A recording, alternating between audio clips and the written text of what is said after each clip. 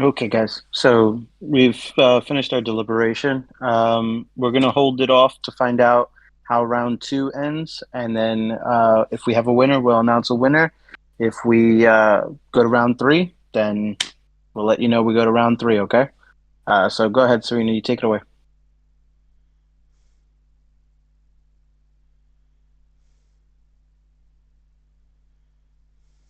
Okay, so you just want me to just read my chapter. Yep. So the round two is going to be the chapter. Now, before you do read, just give me uh, some quick information about the chapter. Where would this chapter be in your book? Is this an Act One, an Act Two, or an Act Three chapter? Is this happening near the inciting incident? Is it happening, after? Is this where her world is falling apart? Just give me some insight like that. Then you can read your chapter. I'm going to put up a poll in the chat room as soon as Jody is getting near the end of her chapter, and then everybody in the room can vote on who they think delivered the best chapter, or like what who. Basically, what we're asking the audience is whose book would you want to buy, based on where that chapter is, what that chapter is about, things of that nature. You spoke too much. So I already forgot half of what you said, but I think you wanted to know where in the book this would be. So this would be not basically chapter one, if not chapter one, really early in the book. Um, but yeah, definitely act one. I was kind of thinking of it as chapter one, but yeah, I would think of it as that. Yeah. I didn't title it chapter one. I just titled it as an excerpt called "Push to the Truth," with the book title being option four. Was there something else that you asked? Nope, everything else is instructions for the audience. I will reiterate it when we get to voting. Okay. I did put a link to the Google Doc in the chat for anybody that would prefer to follow along because I know sometimes listening is not as easy as reading. So that's in there if anybody would prefer to read it to themselves. But this is my first time actually reading it, so hopefully I actually know how to pronounce all the words that I decided to write. Here we go. I don't like Her fingers carefully guided the wires of the explosive charge, holding them while she eased it into position against the marked wall. The magnetic side snapped into place with a click, and the countdown immediately began to tick down. She smirked. 4 down, 1 to go. Outside, Acid Ace and the Dark Side kept the pressure up against Big Ultrazon, the United Side Stopper's newest toy. Dust and debris occasionally rained down around her as she rushed through the empty office building to the next floor, hurrying to place the final charge. Although the explosion was planned, the fight scripted, and the building empty, the explosion was very real. She needed to set the detonators exactly as planned and clear the area by her mark. At least she wanted to blow up along with the old building. Pastel Purr, her designated villain moniker, skidded to a stop. This was the last spot, the top floor of the building. Behind her mask, sweat was beginning to pour. Even knowing it was all planned didn't make the adrenaline rush any less real. Knowing she was placing real explosives inside a building that was counting down the minutes until boom. She reached into the bag on her hip, pulled out the final charge, froze. HQ, she called into her comm, her eyes locked on the unexpected sight.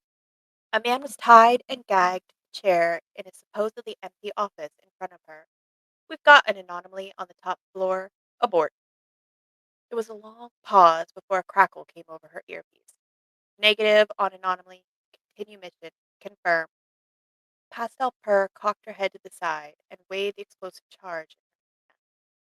The man in the chair stared back at her with eyes wide and bloodshot, fear penetrating every ounce of him. HQ, there's a man up here that isn't part of the plan. She cleared her throat, speaking clearly into her calm. You know we don't actually kill people, she added, right? Disregard anomaly. Continue placement of charges, Pastel Purr. was the reply. She set the metal explosive on the dust covered executive chair and sauntered towards the whimpering man in the chair. He didn't know it was all a show. He didn't know the heroes and villains were all bought and paid for by the government, puppets who played a worldwide stage for paychecks like any other 9 to 5 job. He only knew her as the ruthless villainess the news portrayed her as, the sleek, quick-witted, magically adept woman in the faintly pastel-tinted, cat-esque black leather costume. She flicked a long, clawed finger across his cheek, hooking his gag in the process and yanking it roughly from his mouth. The man recoiled at her touch, his eyes full of tears, his nostrils caked in dried snot from his pathetic pleat. "Don't kill me, please, please. I can give you money. I have lots of money." He immediately began to beg. She rolled her eyes and frowned. She knew this man, and he deserved to die. He was as slimy and corrupt as they came. But even in this world, where some had been granted powers beyond that of regular humans, it wasn't her place to play the role of executioner. That wasn't who she was. She was an actress at best and a prisoner at worst. She exhaled silently and sliced the bindings on his wrist without a word. He stumbled up from his chair, tripping over himself in his rush. She narrowed her blue-gray eyes, watching him scramble for the stairwell, whimpering the whole way. Pathetic. She roughly snatched the detonator from the table and slapped it into place on the marked wall. It immediately began to tick down. Why had that man been tied up here? She had never agreed to hurt anyone. 5, 4, 3. Pastel Purr dove from the window of the building and rolled into the bushes, quickly slipping away into the shadow of another building as the countdown clicked down its final moment. The news coverage would be sensational, as always. Pastel Purr, Acid Ace, and the other villains had once again caused wanton destruction and unknown loss of life, just barely slipping out of the hero's grasp at the last moment, as always. But there would be good news to balance it. The heroes would have accomplished something, saved someone, done or learned something. She didn't know or care, really.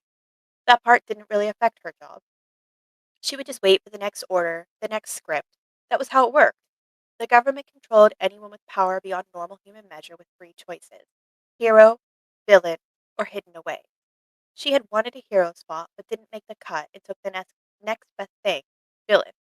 At least she could still take the mask off and live her regular life. The hidden away choice was reserved for the non cooperative. Of course, the regular people, the general population, knew nothing of the truth behind the curtain. They thought it was all real, and the powers that be made no effort to correct their mistake. It kept them in power, after all.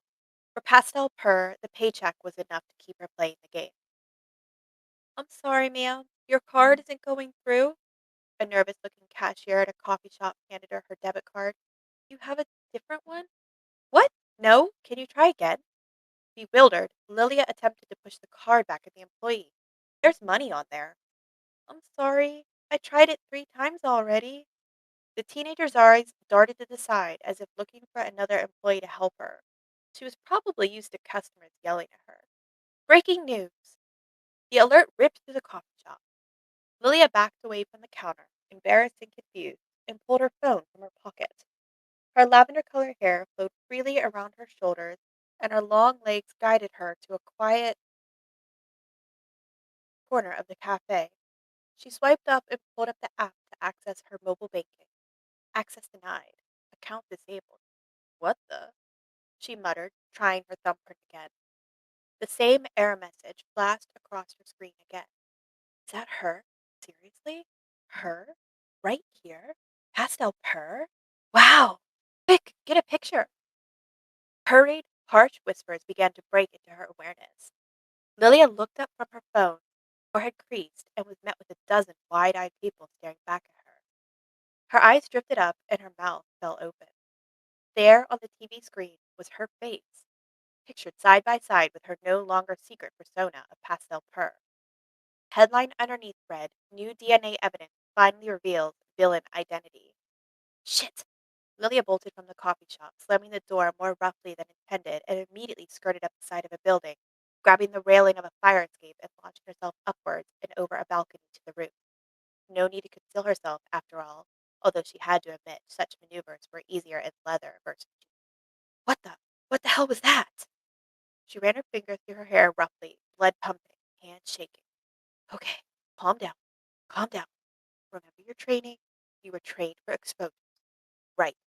First, call your hand. She exhaled hard from pursed lips, shook her body out, and scrolled through her contacts. The phone rang twice. Lilia, you really screwed up. The voice on the other end of the call yelled as soon as the line connected. Lilia winced. I shouldn't even be talking to you. You've been completely locked out, blacklisted, iced, cut off. What are you talking about, Sai? Why? Why? You tell me. What did you do at that last set that pissed the higher ups so bad? You've locked out of everything completely. I can't. There's nothing I can do for you. This isn't an accidental exposure, Per. They're coming for you. Click. Coming. For me?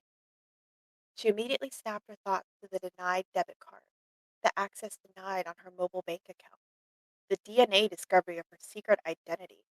Shit. She was no longer a player on the team. If they were coming for her, they would be moving. She needed to move fast. She had a GTFO bag already prepared and ready, safely secured in a lockbox across town. Sai had always advised her to always be prepared to get the fuck out. Cash, clothes, a fake identity, it was all in there. She'd always thought it was ridiculous, but now that she was slipping from corner to corner and peering around bends and over her shoulder, backup policy didn't seem so crazy after all. Lilia, a deep, rumbling, and familiar voice came from behind her. Really? They sent you? Couldn't they have sent one of the other guys? Lilia didn't want to turn around. I'll tell them I didn't see you. But what happened up there? He was a solid man with short, sandy hair and blue eyes. Even without his mask, she never understood how people didn't immediately recognize him. He was obviously the hero Silver Hawk. There was a man, tied up. They were just going to let me set those charges and kill him. I don't kill people, Leo. Villain in title, not at heart. Lilia finally turned around and met his gaze. He kept a steady, even expression. Whoever wants him dead must be high up. They're option 3 in you, Lil. You know what that means. The lines on his face darkened and his muscles tightened. I have a plan, Lilia whispered. Just trust me and watch my back. I mean, I've got nothing to lose, right? Lil. He reached for her, but she was already gone. One quick leap and flip into the distance before she changed her mind. Time for option 4.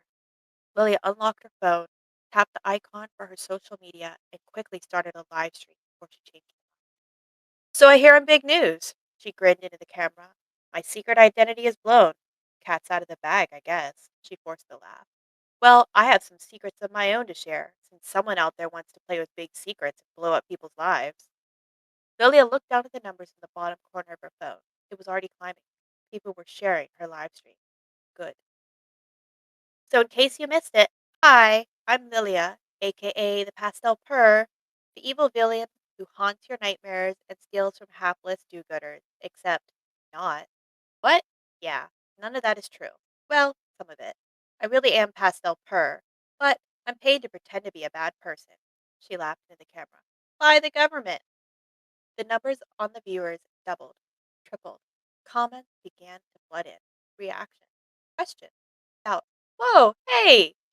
Her phone flew from her hand and bounced off the asphalt rooftop, skidding to a stop a few feet away, camera side up. That's enough, Pastel. Knock off the lies and come quietly. A sharp female voice with a slightly robotic twang. Ah, hello, Zenith. I guess it does make sense for them to send you. No one else could probably beat me in a fight. Lilia raised her hand, a fine mist swirling around them. But no, I've decided to tell the truth. You're a liability, Pastel. You're making a mistake. Zenith rushed forward, serious. Lilia dodged and darted, raising her voice as loudly as she could in hopes her phone was still streaming. It's all lies. The heroes, the villains, we all work for the government. Everything is fake, planned, keep them in control. This fight wasn't like the others. No stunt coordinator, no plan, no one to yell cut at the end. No one had ever allowed her to fight for real before. Then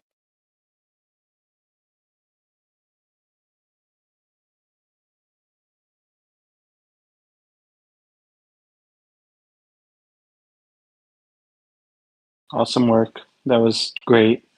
All right, Jody, your turn. You're up.